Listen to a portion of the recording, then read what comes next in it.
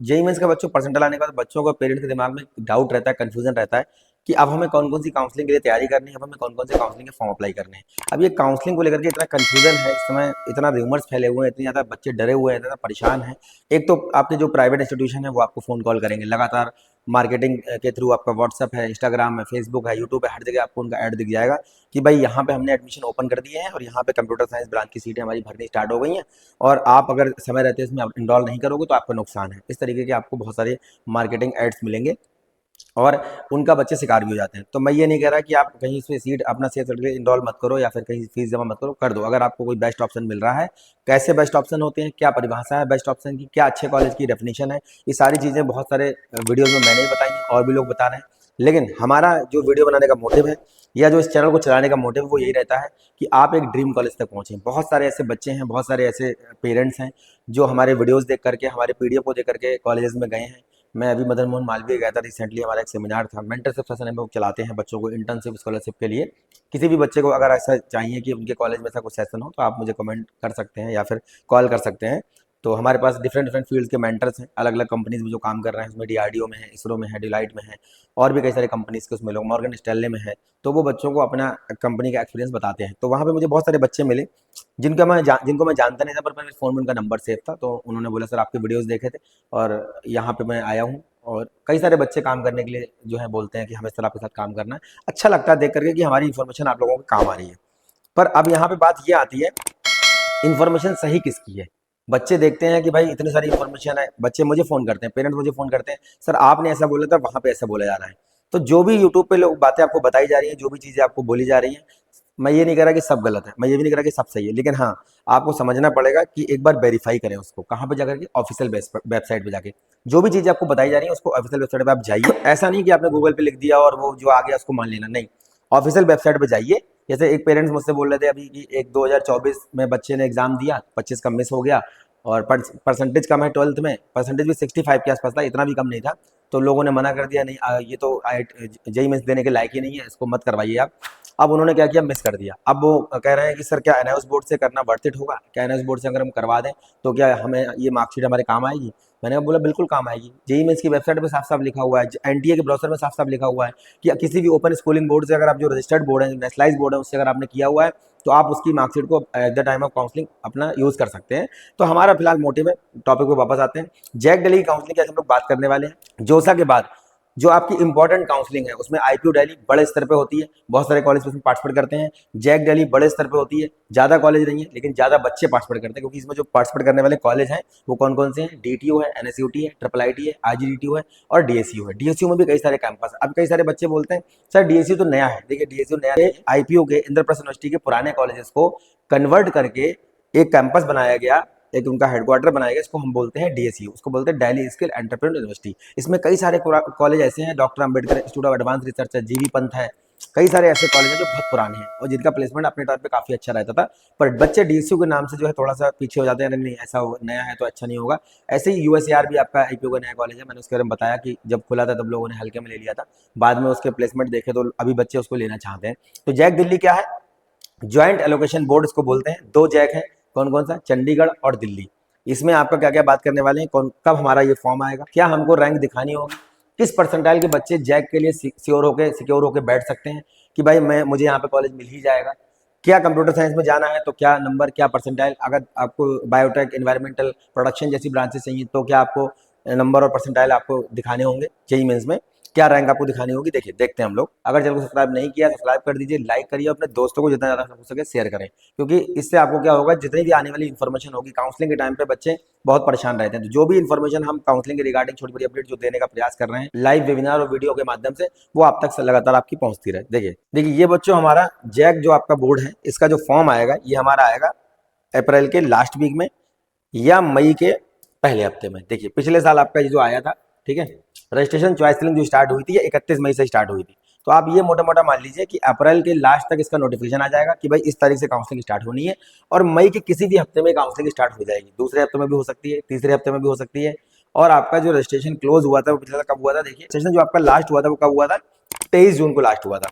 तो ये आपका कई सारे राउंड्स में काउंसलिंग होती है, राउंड 1 होता है, फिर राउंड 2 होता है, फिर राउंड 3 होता है। कहीं कहीं किसी किसी काउंसलिंग में क्या होता है कि आपके पहले राउंड में आपने रजिस्ट्रेशन किया, उसके बाद लास्ट तक आपको चलता रहेगा। किसी किसी काउंसलिंग में क्या होता है कि हर राउंड में ये फ्रेश बच्चों के लिए रजिस्ट्रेशन ओपन करते हैं। तो ये सारी चीजें हम लोग जब काउंसलिंग चल रही होगी तब हम बात करेंगे। 1500 रुपए का बच्चों इसका फॉर्म रहता है। ये बच्चों हमारे पार्टिसिपेटिंग इंस्टीट्यूट है, जिसमें आपका DTU है, NSUT है, IGDTU गर्ल्स के लिए है, IIT दिल्ली है और DSU है। अब इनका क्राइटेरिया देखिए क्या रहता है, 85% सीटें, 85% सीटें जो दिल्ली के रेजिडेंशियल बच्चे हैं, दिल्ली के रहने वाले हैं, जिनके पास वहां का निवास प्रमाण पत्र डोमिसाइल है। दूसरी कंडीशन क्या है, 12th बोर्ड जो बच्चों आपका है, 12th बोर्ड आपने किया हुआ है दिल्ली स्टेट से। अगर आपने NIOS बोर्ड से भी किया हुआ है, मैं आपको मजे की बात बता दूं, NIOS बोर्ड से भी किया हुआ है, तब भी आपने अगर सेंटर दिल्ली डाला है, दिल्ली के अंदर अगर आपका सेंटर है, तो आपको दिल्ली के इन कॉलेजेस के अंदर इंक्लूडिंग NIT दिल्ली आपको क्या मिलेगा, होम स्टे कोटे का फायदा मिलेगा। और बहुत डिफरेंस देखने को मिलता है। कोई ब्रांच मान लीजिए 20,000 रैंक पे बंद हो रही है, किसमें, NSUT में। वही ब्रांच, मैं बात कर रहा हूँ आउट स्टेट की, अदर स्टेट की, वही ब्रांच होम स्टेट वाले बच्चों को मिल जाती है कितने पे, 60,000 पे, 80,000 पे। इतना डिफरेंस देखने को मिलता है यहाँ पे। तो इसलिए जो बच्चे 12th दिल्ली से कर रहे हैं उनके लिए तो मजे ही मजे हैं। बाकी अगर बाहर से भी आप हैं तब भी 15% सीटों के लिए फाइट कर सकते हैं। और ये ऐसे कॉलेज हैं जिनके लिए बच्चा बहुत ज्यादा पैशनेट रहता है कि मेरे को ये कॉलेज मिल जाए। तो 85% होम स्टेट कोटा, 15% अगर दिल्ली से बाहर से आपने 12th किया हो उन सारे बच्चों के लिए, जिसमें पूरे हिंदुस्तान का बच्चा लगा रहता है। अब ये देखिए यहाँ पे क्राइटेरिया क्या होता है, 12th का क्राइटेरिया क्या है। बच्चे पूछते हैं सर क्या क्राइटेरिया है, क्या इतना परसेंट है तो क्या DTU में हो जाएगा, उतना परसेंट है तो क्या DTU में हो जाएगा। तो ये सारी चीजें बच्चे हमसे पूछते हैं। तो देखिए देखते हैं हम लोग, NSUT में आपका 60% 12th क्लास में, OBC NCL 55%, SC ST का 50%, उसके बाद यहाँ पे देखिए 70%, OBC का आपका देखिए यहाँ पे चाहिए 65%, ठीक है। इसका IIIT का यहाँ थोड़ा सा अलग है, यहाँ 70% चाहिए, ठीक है। और यहाँ पे आपका देखिए SC ST के जो बच्चे हैं इनका चल जाएगा 60%, ठीक है। SC ST के बच्चों का यहाँ पे 60%, ये प्रिंटिंग मिस्टेक यहाँ पे है, SC ST के बच्चों का यहाँ पे चल जाएगा 60%। तो IIIT दिल्ली के लिए 70% आपका जनरल के लिए हो गया, OBC का 65 हो गया और SC ST का आपका हो गया 60%, 60%।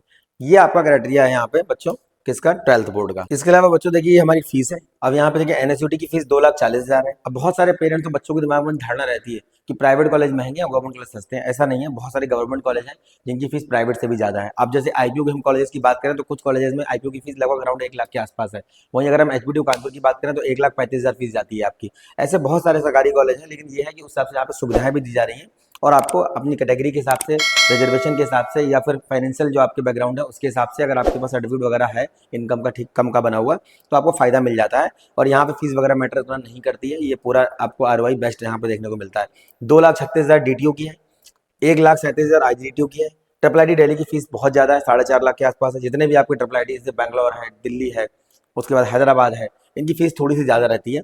उसके बाद आपका देखिए DSU, मैं उन IIITs की बात नहीं कर रहा हूँ जो आपके IIIT जो 26 हैं, जोसा में जो मिलते हैं आपको, उनकी भी हम लोग बात करेंगे किसी नेक्स्ट वीडियो में। उनकी फीस थोड़ी सी कम है, लेकिन उसमें भी आपके जो 5 पुराने हैं उनकी फीस कम है। बाकी जो 21 नए IIIT हैं जो पब्लिक प्राइवेट पार्टनरशिप पे काम करते हैं उनकी फीस ज्यादा है।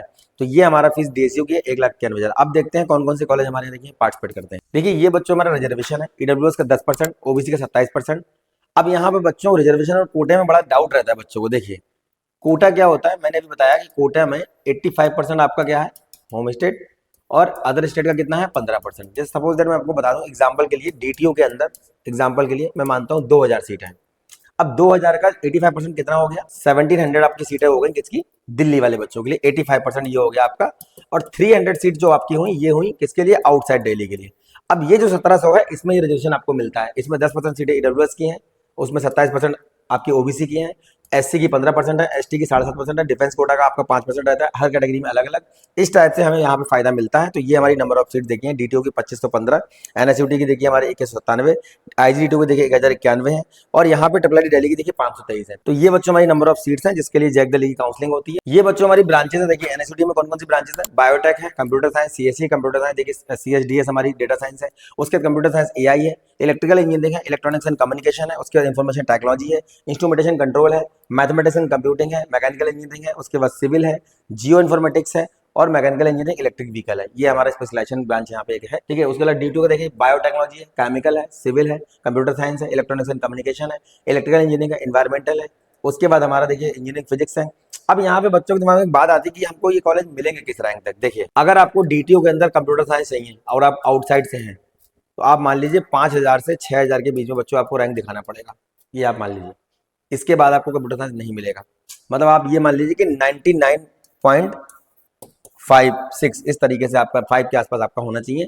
और अगर आप दिल्ली से बाहर के हैं, अगर आप होम स्टेट कोटा से हैं, मतलब दिल्ली से हैं, मतलब दिल्ली से आपने 12th किया हुआ, होम स्टेट कोटा से अगर आप हैं, तो आपको आराम से ये मान के चलिए 15 से 20 हजार के बीच में, मतलब कि 98.2 98.3 परसेंटाइल या 98.5 अगर आपका आ रहा है, तो आपको आराम से यहाँ पे और जो कंप्यूटर साइंस ब्रांच है वो मिल जाएगा।